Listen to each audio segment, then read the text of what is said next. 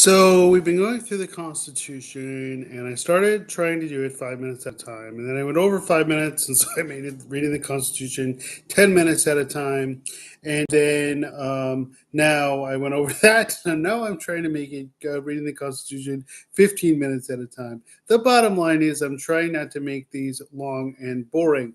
So I wanted to go over a couple things. I noticed when I replayed a couple of my videos, I used some terms that I wish I'd been more artful in the terms I had used.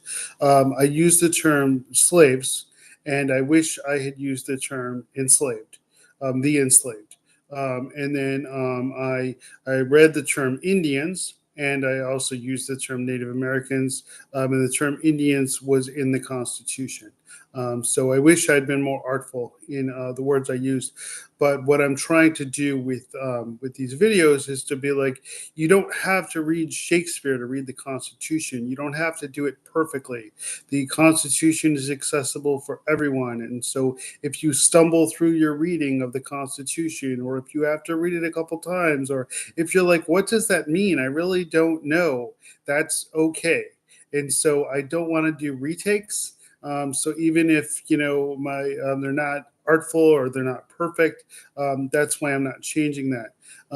I have to confess, it is the weekend, and I made a point to put on a shirt with a tie. So that is kind of, I just want to be honest about that. That I didn't just throw on any shirt. So even though I am trying not to make this as formal as a formal Shakespearean presentation. Um, One of the things that jumped out at me after the last reading was the fact that they said the Senate in cases of impeachment, and one of the things I had heard was that the House of Representatives impeaches and the Senate removes from office. And so I'm guessing we'll get to that as we read through the Constitution and get to a later section. But it did say, I read the words as they were in the Constitution, and it said the Senate in cases of impeachment. So we'll keep going, but that caught my attention.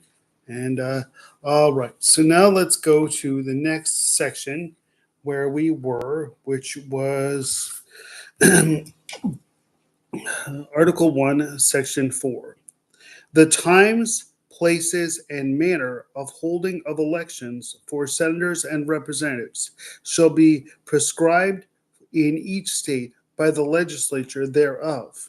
But the Congress may at any time by law make or alter such regulations, except as to the place of choosing of senators. So this isn't a section I'm very familiar with, but like, all right, again, the states determine where elections are held, except for the places of the choosing of senators. The place, manner, and holding of election for senators and representatives shall be prescribed by the state legislature thereof. And Congress may at any time by law make or alter such regulations, except as to the place of the choosing of senators. So, again, Congress can make regulations, but the place and choosing of senators shall be done by the states. So I'm just going to read it again. The times, places, and manner of the holding of elections for senators and representatives shall be prescribed in each state by the legislature thereof.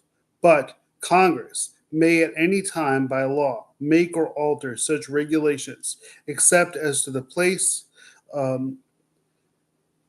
of choosing of senators. So that's the section as you read it. And, I just want to say, like, whereas I am choosing the terms that I use, and I wish I'd been more artful regarding those terms. If you are someone who you don't like the terminology I use, the whole point of this is that it's everyone's constitution, and we can all talk about it, and we can all have views about it, and we can all have civil conversations about it. So that will do it for now. Thank you.